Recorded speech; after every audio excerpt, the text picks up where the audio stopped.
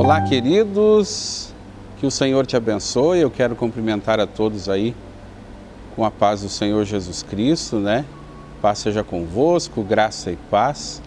Como eu sempre gosto de começar dizendo, o que importa é que a paz do Senhor Jesus Cristo reine em nossos corações. Que o Senhor te abençoe, que o Senhor te guarde a tua casa, e nós estamos aqui mais uma vez para mais um vídeo muito importante dentro do nosso canal, dentro da nossa visão, que é trazer sementes de entendimento. E hoje eu tenho um assunto muito sério para compartilhar com você da Palavra de Deus para o teu coração. A Palavra de Deus hoje ela vai trazer algo muito simples e ao mesmo tempo muito profundo. Mas antes de eu começar, eu preciso te pedir algo aqui com muito carinho mesmo. Ao visitar o nosso canal, se você ainda não é inscrito, se inscreva no canal, ative as notificações, né? E para que você receba as notificações dos próximos vídeos. Deixe também seu like. Acredite, o like não é importante para mim.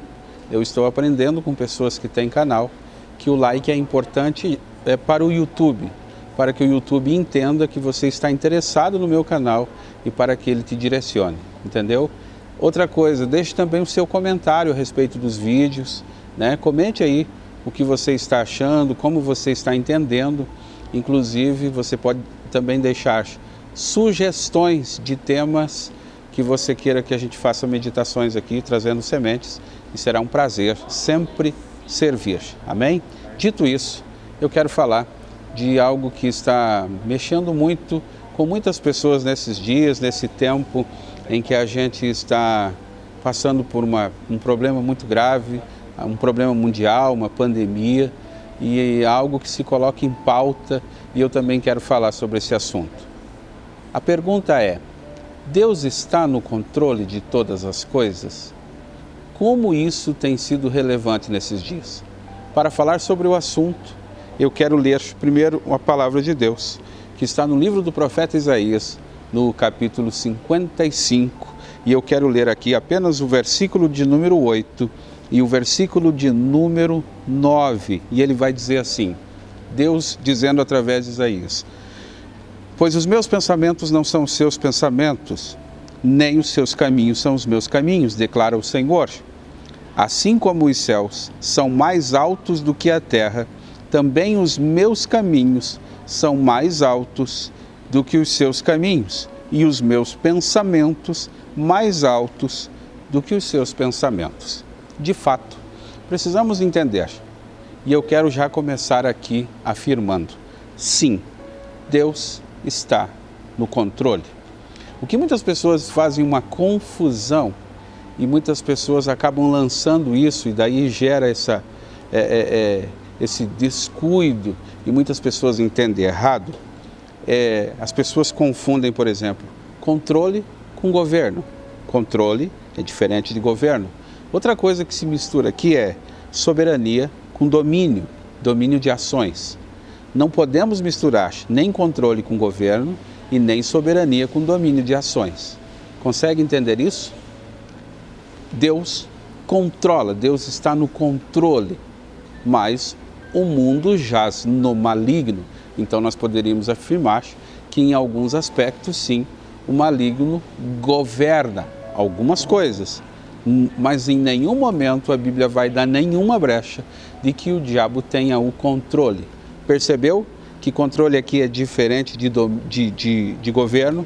Outra coisa, Deus é soberano em tudo que faz. Deus é absolutamente soberano. A Bíblia está cheia de textos que eu poderia trazer aqui, mas como vocês sabem, a ideia do canal é trazer apenas pequenas sementes, então eu não posso deixar o vídeo mais longo do que o necessário, mas eu poderia trazer aqui, fazer uma temática e te trazer inúmeros textos que mostram que Deus não perde controle, nem uma folha cai da árvore se Ele não permitir, inclusive os fios de cabelo da nossa cabeça são contados. Sim, Deus tem o controle. O salmista disse no Salmo 19, verso 1, está assim: os céus proclamam a glória de Deus e o firmamento anuncia a obra das suas mãos. Logo, Ele está acima de tudo. Ele é o Criador. Ele, como Criador, ele tem o controle absoluto de todas as coisas.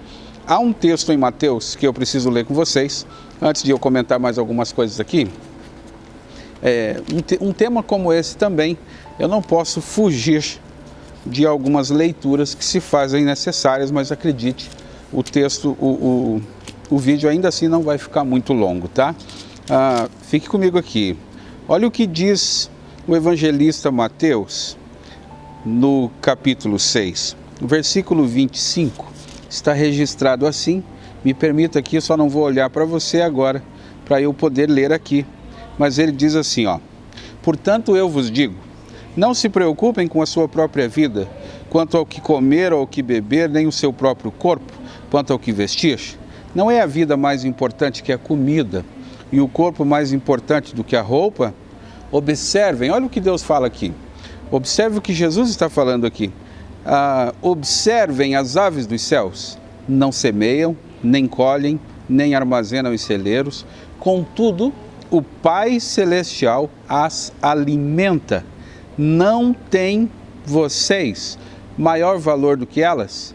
Quem de vocês, por mais que se preocupe, pode acrescentar uma hora que seja na sua vida? Porque vocês se preocupam com roupas? Vejam como crescem os lírios do campo, eles não trabalham e nem tecem. Contudo, eu lhes digo que nem Salomão, em todo o seu esplendor, vestiu-se como um deles.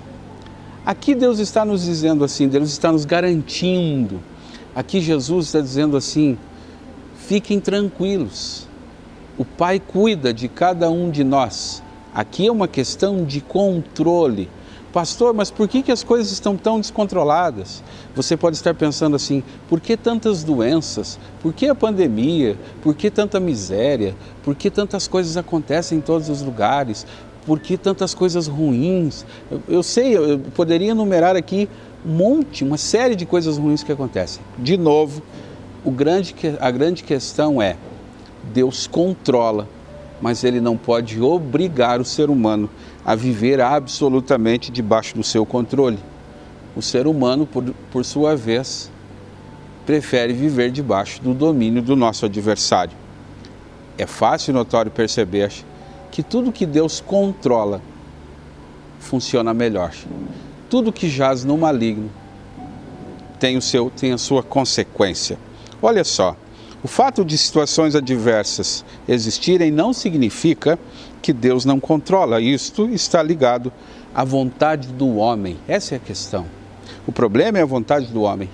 É preciso entender que quando você vai lá para a criação, lá no capítulo 2 do Gênesis, Deus criou o homem. No capítulo 6, Deus já estava arrependido. É isso mesmo que eu estou dizendo. Percebe que é um pouco espaço de tempo. Deus se arrependeu, esse é o termo que está lá, de ter feito o homem da forma que fez, porque o homem tem fugido muito. Sabe o que é interessante? Tem muita gente que acha que a Bíblia é um livro que mostra o homem correndo atrás de Deus. Não é. A Bíblia é o livro que vai mostrar, desde a queda de Adão e Eva, a Bíblia vai mostrar Deus fazendo de tudo para resgatar o homem para a sua presença e trazer o homem para quê, pastor? Para o estado original, para aquilo que ele criou. Acredite, Deus não criou o homem para o sofrimento. Deus criou o homem em um jardim que ele plantou com as suas mãos. O homem é que quebrou os princípios, o homem é que aceitou a oferta do adversário. A partir da queda, coisas ruins começam a acontecer. Há uma inimizade entre o homem e a natureza, os animais. Até ali não tinha nada disso, mas como eu disse, o vídeo não pode ficar longo. Então a gente vai continuando aqui. Isso está ligado muito a duas coisas. Existe uma vontade, dentro da teologia nós falamos disso. Existe a vontade soberana de Deus, que é aquela linha reta que Ele traçou, aquilo que Ele escreveu, não vai dar tempo de falar nesse vídeo, mas Deus escreveu, Deus traçou para nós uma linha reta, Deus tem pensamentos. Você viu que eu li Isaías? Ele sabe o que escreveu, Ele sabe o que criou, Ele sabe o que Ele deseja. Nós Como seres humanos é que muitas vezes não deixamos. Então, na teologia, nós tratamos da vontade soberana e da vontade permissiva. A vontade permissiva é aquela que ele acaba permitindo por causa do direito de escolha do homem. O homem escolheu viver assim, escolheu viver longe. Numa analogia bem simples, para a gente já ir finalizando o vídeo, eu faço sempre uma analogia bem simples para falar disso. Você que é pai, os pais aí que estão me assistindo vão entender o que eu vou dizer. Quando você tem em casa filhos menores, você sabe que os filhos, principalmente numa determinada idade ali da adolescência, ou até um pouco antes mesmo, algumas crianças são abusadas, eles começam a medir força com os pais. Preste atenção, eles querem ter vontade própria, as crianças, eles querem achar que já estão governando, e o pai e a mãe, para não se estressar, ou até para deixar até onde vai deixando. Não é essa a linguagem? Você vai deixando. Aí você diz assim, isso não pode, olha, isso tem consequência, não faça isso, mas vai deixando, olha, não faça isso, não faça aquilo, mas vai deixando. E a criança vai indo, ele vai medindo força com o pai. Até que quando o pai percebe que aquilo vai ser prejudicial demais, se o filho for menor, o pai dá um basta e diz assim, isso aqui não pode, pronto, e acabou. Conseguiu entender? Não é assim que você age com os seus filhos? Bom, vamos falar então agora dos filhos maiores, aqueles que acham que já cresceram, aqueles que já sabem tudo, aqueles que não querem mais depender dos pais, aqueles que não querem seguir os conselhos dos pais. Está me entendendo? É assim que nós nos relacionamos com Deus. Ele sempre fez questão de dizer, eu sou o pai. Agora eu como filho, agora já sou de maior, está entendendo a linguagem figurada aqui, a analogia? Agora eu sou de maior, eu posso ler o manual do meu pai, eu sei o que é certo e o que é errado, eu fui ensinado inclusive, mas ao me tornar maior, eu quis tomar algumas atitudes, está entendendo a minha linguagem? Para mostrar ao meu pai que eu sei fazer. E nisso, quantas vezes os filhos batem a cabeça na parede? Quantas atitudes erradas? Quantas consequências eles angariaram para si? E o pai, pastor?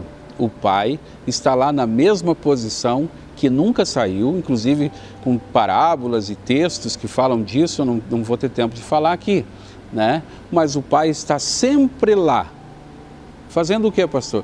Esperando que o filho lhe permita, e eu vou usar um termo aqui, esperando que esse filho agora crescido lhe permita interferir. Uma vez que o pai possa interferir, ele, por ser pai, tem a melhor solução para cada problema. E muitas vezes os pais é que acabam consertando algumas coisas, algumas decisões que os filhos tomam errado na vida. Entendeu agora a diferença de controle e governo, soberania e domínio de ações? Então o filho maior, ele domina as suas ações até que o pai possa interferir. O filho menor nem isso tem. O pai controla e deixa um pouquinho para ver até onde vai. Mas tem um momento que o pai vai dizer, agora chega, deu por aqui. Eu preciso terminar o vídeo e eu preciso dizer para você algo bem simples. Dos inúmeros textos que eu poderia ler e explanar aqui para a gente finalizar o vídeo a respeito desse assunto, eu quero falar com você sobre controle, contando a história de Jó, em duas linhas, em algumas frases. O diabo foi à presença de Deus acusar Jó e dizer, é fiel porque tem tudo. Vamos mostrar quem tem o controle? Deus disse, então vai e toque nisso, nisso e nisso. Mas Deus não permitiu. Está aqui o controle. Satanás, você toca nisso, mas na vida você não toca. Quem é que tem o controle? Agora pense comigo. Então Deus controla. Tá? Isso é absoluto aqui. Deus demonstrou o controle total ao não permitir que Satanás tocasse na vida de Jó. E eu te faço uma pergunta. Pense comigo, nós somos inteligentes. Se o inimigo tivesse controle do jeito que as pessoas estão ensinando hoje, tu acha que nós existiríamos? Tu acha mesmo que se dependesse de Satanás ele já não teria destruído tudo isso? E por que não destruiu, pastor? Porque até Satanás só vai até onde Deus permite. Então aqui, nesse sentido, sim, Deus tem o controle absoluto e Ele nunca vai perdê-lo. Nada pode ser maior, nada se sobrepõe, nada está acima de Deus, o controle é dele e ponto final. para terminar, Deus mostrou controle absoluto no plano de resgate do homem, no plano da redenção. Todas as profecias bíblicas, todos os atos proféticos que foram relatados na Bíblia, em todo esse tempo, desde lá da queda até chegar à morte de Jesus, Satanás sempre fez de tudo para atrapalhar e nunca conseguiu. E por que não conseguiu? Porque Deus tem o controle. Se eu tivesse tempo, eu mostraria para você o quanto o inimigo das nossas almas trabalhou o tempo todo, em toda a Bíblia, para tentar impedir que o plano de resgate desse certo. O diabo sempre soube de todas as profecias, ele mais do que ninguém crê em Deus, porque nós cremos pela fé, ele viu, ele veio de lá. Consegue entender isso? Então ele sempre fez de tudo para que Jesus não morresse na cruz. Mas Deus mostrou controle, porque Jesus morreu. E porque Jesus morreu, ele ressuscitou. E porque ele morreu e ressuscitou, nós estamos aqui resgatados, comprados pelo seu sangue, remidos pelo seu sangue, com o nosso nome escrito no livro da vida, aguardando um futuro bem próximo, que é a vida eterna com o Senhor. E quem é que tem o controle, pastor? Nunca mais esqueça isso. Satanás tem o domínio de algumas ações, porque o mundo jaz no maligno, mas Deus tem o controle absoluto e nada vai além da sua palavra, e a sua palavra é a última. Então, eu quero só que você medite em um texto. Esse eu só vou ler para deixar para você, e esse texto agora é para abençoar a sua casa. Isaías, capítulo 41.